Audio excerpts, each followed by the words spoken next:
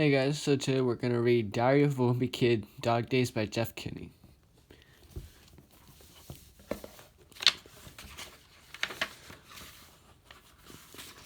To Jonathan. June, Friday. For me, summer vacation is basically a 3-month guilt trip. Just because the weather's nice, everyone expects you to be outside all day frolicking, or whatever. And if you don't spend every second outdoors, people think there's something wrong with you. But the truth is, I've always been more of an indoor person. The way I like to spend my summer vacation is in front of a TV playing video games with the curtains closed and the lights turned off. Unfortunately, Mom's idea of a perfect summer vacation is different from mine. You should really let some sunlight in here. Yank. Hiss. Mom says it's not natural for a kid to stay indoors when it's sunny out. I tell her that I'm just trying to protect my skin so I don't look all wrinkly when I'm old like her, but she doesn't want to hear it. Mom keeps trying to get me to do something outside like go to the pool. But I spent the first part of my summer at my friend Riley's pool, and that didn't work out so good. Riley's family belongs to a country club, and when the school lets out for the summer, we were going there every single day. Then we made a mistake of inviting this girl named Trista, who just moved into our neighborhood. I thought it would be really nice for us to share our country club lifestyle with her, but 5 seconds after we got to the pool, she met some lifeguard and forgot all about all the guys who invited her. All the guys who invited her there. The lesson I learned is that some people won't think twice about using you, especially when there's a country club involved. Me and Riley were better off without a girl hanging around anyway. We were both bachelors at the moment, and during the summer, it's better to be unattached. Hello, ladies. Hot tub for adult use only. A few days ago, I noticed the quality of the surface at the country club was starting to go down a little. Like sometimes the temperature in the sauna was a few degrees too hot, and one time the poolside waiter forgot to put one of those little umbrellas in my fruit smoothie. I reported all my complaints to Riley's dad, but for some reason Mr. Jefferson never passed them on to the clubhouse manager, which is kind of weird. If it was me who was paying for a country club membership, I'd want to make sure I was getting my money's worth. Anyway, a little while later, Riley told me he wasn't allowed to invite me to his pool anymore, which is fine with me. I'm much happier inside with my air-conditioned house where I don't have to check my soda can for bees every time I go to take a sip. Saturday. Like I said, Mom keeps trying to get me to go to the pool with her and my little brother Manny. But the thing is, my family belongs to a town pool, not the country club. And once you've tasted the country club life, it's hard to go back to being an ordinary Joe at the town pool. Snack bar. Besides, last year I swore to myself that I would never go back to that place again.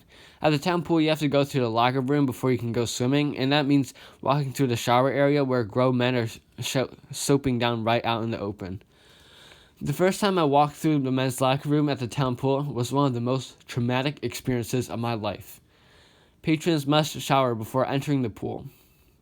I'm probably lucky I didn't go blind. Seriously, I don't see why Mom and Dad bothered to try and protect me from horror movies and stuff like that if they're going to expose me to something about 1,000 times worse. I really wish Mom would stop asking me to go to the town pool, because every time she does, it puts this image in my mind that I've been trying hard to forget. Sunday. Well, now I'm definitely staying indoors for the rest of the summer. Mom had a house meeting last night, and the money is tight this year, and we can't afford to go to the beach, which means no family vacation. That really stinks. I was actually looking forward to going to the beach this summer, not because I like the ocean and the sand and all that, because I don't. I realized a long time ago that all the world's fishes and turtles and whales go to the bathroom right there in the ocean. I seem to be the only person who's bothered by this. My brother Roderick likes to tease me because he thinks I'm afraid of the waves, but I'm telling you, that's not it at all. Scream! Splish. Anyway, I was looking forward to going to the beach because I'm finally tall enough to go on the Cranium Shaker, which is this really awesome ride that's on the boardwalk. Roderick's been on the Cranium Shaker at least 100 times, and he says you can't call yourself a man until you ride it. Mom said maybe we save our pennies, we can go back to the beach next year. Then she said we still have a lot of fun stuff as a family, and one day we'll look back on this as the best summer ever. Well, now I only have 2 things to look forward to this summer. One's my birthday, and the other is when the last Little Cutie comic runs in the paper. I don't know if I've ever mentioned this before, but Little Cutie is the worst comic ever. To give you an idea of what I'm talking about, here's what ran in the paper today. Daddy, is rain just God sweating? But here's the thing, even though I hate Little Cutie, I can't stop myself from reading it, and Dad can't either. I guess we just like seeing how bad it is. Look at this garbage. Give me that. Little Cutie has been around for at least 30 years, and it's been written by this guy named Bob Post. I've heard Little Cutie is based on Bob's son when he was a little kid. If I eat this green bean, will Mommy and Daddy be sad? Ka-ching! But I guess now that the real Little Cutie is all grown up, his dad is having trouble coming up with new material. Shake, shake. A couple of weeks ago, the newspaper announced that Bob Post is retiring and the final Little Cutie is going to be printed in August. Ever since then, me and Dad have been counting down the days until the last comic runs. When the last Little Cutie comes out, me and Dad will have to throw a party because something like that deserves a serious celebration. Monday. Even though me and Dad still see eye to eye on Little Cutie, there's a lot of things we butt heads over. The big issue between us right now is my sleep schedule. During the summer, I like to stay up all night watching TV or playing video games and then sleep through the morning. But Dad gets kind of crabby if I'm still in bed when he gets home from work. Zzz. Lately, Dad's been calling me at noon to make sure I'm not in a slow sleep, so I keep a phone by my bed and use my best wide-awake voice when he calls. I think Dad's jealous because he has to go to work while the rest of us get to kick back and take it easy every day. But if he's going to be all grumpy about it, he should just become a teacher or a snowplow driver to have one of those jobs where you get the summers off. Mom's not really helping improve Dad's mood either. She calls him at work about 5 times a day with updates on everything that's going around in the house. Guess what Manny did in the potty today? Guess. Today, Tuesday. Dad got Mom a new camera for Mother's Day, and lately she's been taking a lot of pictures. I think it's because she feels guilty about not keeping up on the family photo albums.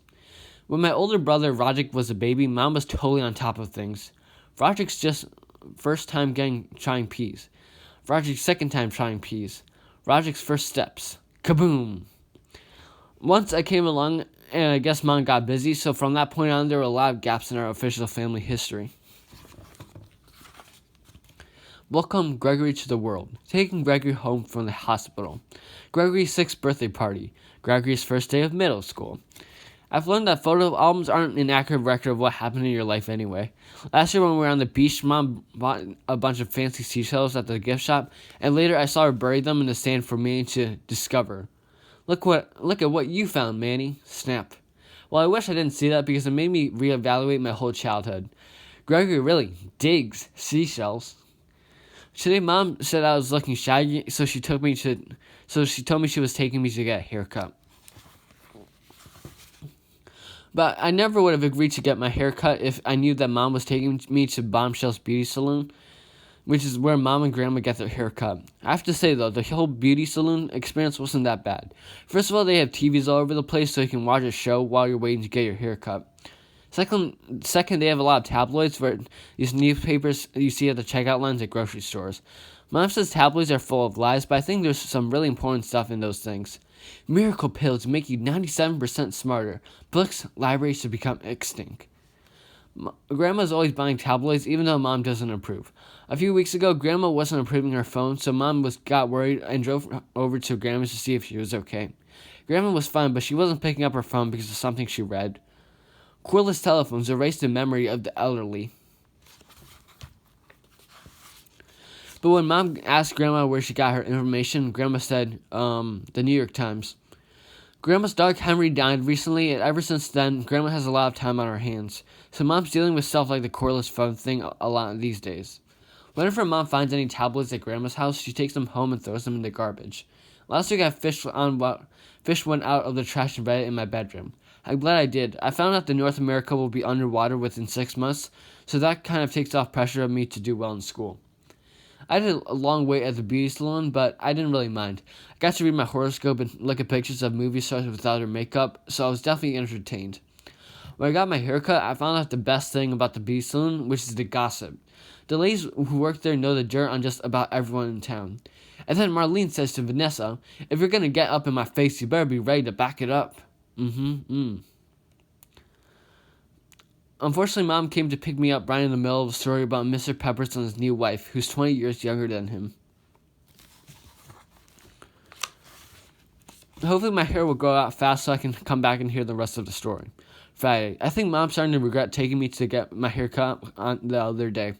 Lisa at the Bombshells introduced me to soap operas, and now I'm totally hooked. But, Marisa, I love you. Girlfriend, you can do so much better than him. Yesterday, I was in the middle of my show, and Mom told me I had to turn off the TV and find something else to do. I could tell that there was no use arguing with her, so I called Riley and invited him over. When Riley got to my house, we went straight to Roderick's room in the basement.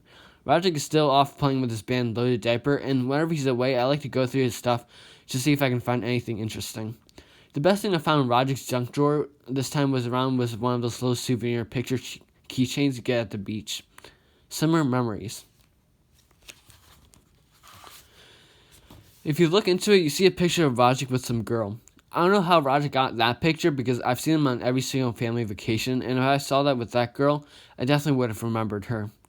I showed the picture to Riley, but I had to get a hold of the keychain because it was getting all grabby. We dug around some more, and then we found a horror movie at the bottom of Roderick's drawer. I couldn't believe our luck. Neither one of us had actually seen a horror movie before, so this was a really big find.